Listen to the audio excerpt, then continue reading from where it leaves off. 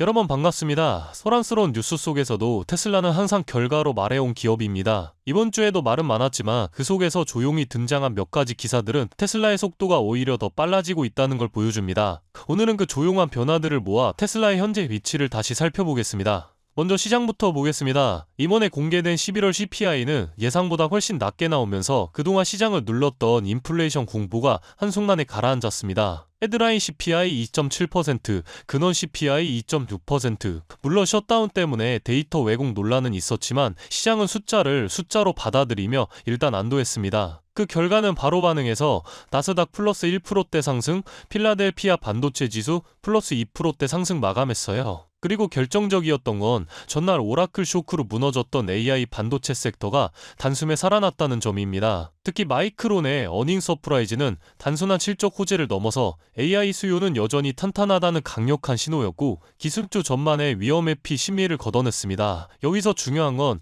시장 환경이 다시 테슬라에게 우호적인 구조로 되돌아가기 시작했다는 것. 이것이 오늘 테슬라 뉴스들을 해석하는 첫 번째 배경입니다. 그리고 오늘 나온 기사 중 가장 상징적이었던 장면입니다. 국회의원이 직접 FSD를 타보고 장롱 면허도 운전할 이유가 없다라고 말한 순간입니다. 이건 테슬라나 어떤 유튜버가 아니라 정책을 만드는 사람이 한 말이죠. 서울 도심 같은 복잡한 구간에서도 꽤 침착하고 안정적으로 움직였다는 평가가 나왔습니다. 머스크가 이 장면을 리포스트한 건 그저 기분 좋아서가 아닙니다. 이제 FSD는 기술의 영역을 넘어 사회적 신뢰를 얻는 단계에 들어섰다라는 걸 상징하는 장면이거든요. FSD는 결국 경험이 시장을 움직이게 되는 기술입니다. 오늘은 그 경험이 대중에서 사용자로 그리고 공공 영역으로 확장된 날이라고 볼 수 있어요. 이번에 시선을 일본으로 돌려볼게요. 일본 정부가 전기차 보조금을 크게 올리고 수소차 지원은 줄여버렸습니다. 조용하지만 굉장히 결정적인 움직임입니다. 왜냐면 일본은 오랫동안 하이브리드와 수소차에 힘을 줬던 나라거든요. 그런 일본이 전기차 쪽으로 방향을 바꿨다는 건 정책 지형이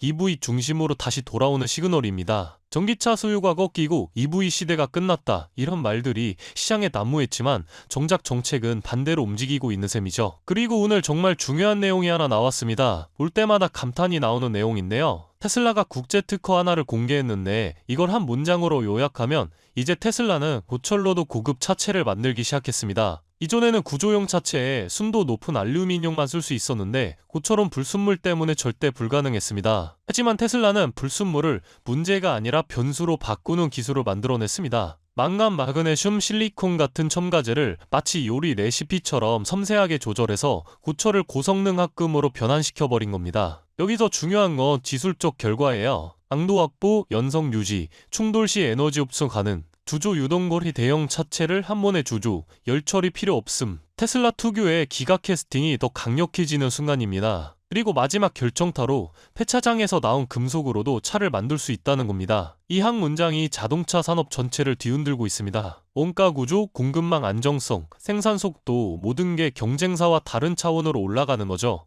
이건 단순한 기술 업데이트가 아니라 테슬라가 제조 패러다임을 다시 쓰는 순간입니다. 마무리해보면 오늘 기사들은 서로 다른 주제처럼 보이지만 하나의 흐름을 향하고 있습니다. 시장은 다시 기술을 향하고 FSD는 신뢰를 사회적 영역으로 확장하고 글로벌 정책은 EV 쪽으로 방향을 틀고 테슬라는 제조혁명으로 격차를 더 벌리고 있다는 흐름이야. 소음은 계속될 겁니다. 하지만 흐름은 이미 정해져 있고 그 중심엔 여전히 테슬라가 서 있습니다. 지금 시장은 이 변화를 다시 계산하기 시작한 시점입니다.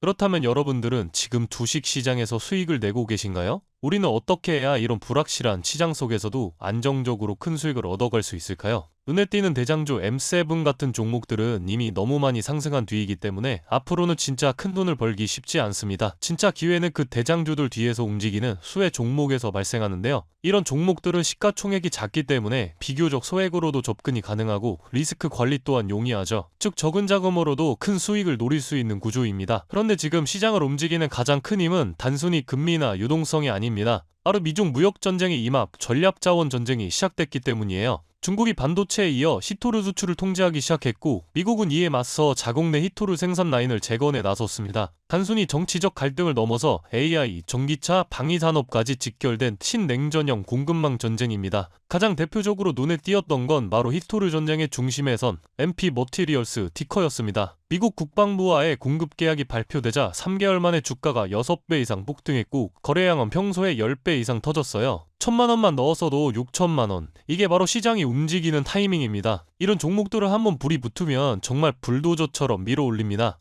왜냐면 시장의 자금은 테마에 몰리기 때문이에요. 하지만 여러분, 중요한 건 여기서 끝이 아닙니다. 한두 종목이 폭등하고 끝나는 이야기가 아니라 산업 전체의 판이 바뀌는 신호라는 점이에요. 히토르 전쟁의 불길은 이제 리튬, 니켈, 코발트 같은 2차 전지 원자재까지 번지고 있습니다. 이미 티커와 LAC 같은 대장은 너무 멀리 가버렸지만 그 뒤를 따르는 진짜 수혜주들은 아직 초입에 있습니다. 히토르 자석을 제조하는 기업이나 리튬 정제를 담당하는 2차 밸류체인 혹은 이 자원을 기반으로 한 방산 전기차 부품 기업들이요. 이런 기업들은 아직 시총이 작고 조금만 자금이 들어와도 급등 파동이 나올 수 있습니다. 테슬라나 엔비디아 같은 재무가 탄탄한 기업에 중심을 잡고 이러한 기업들의 분산 투자하셔야 보다 더 큰 수익을 얻어가는 겁니다. 지금 시장은 분명히 움직이고 있습니다. 하지만 대부분의 개인 투자자들은 이 거대한 판이 어디로 흘러가는지조차 모른 채 뒤늦게 따라붙고 있어요. 진짜 돈은 먼저 움직이는 사람의 몫입니다. 그래서 제가 이번에 직접 현재 이 전략자원 전쟁 속에서 가장 강하게 수급이 몰리게 될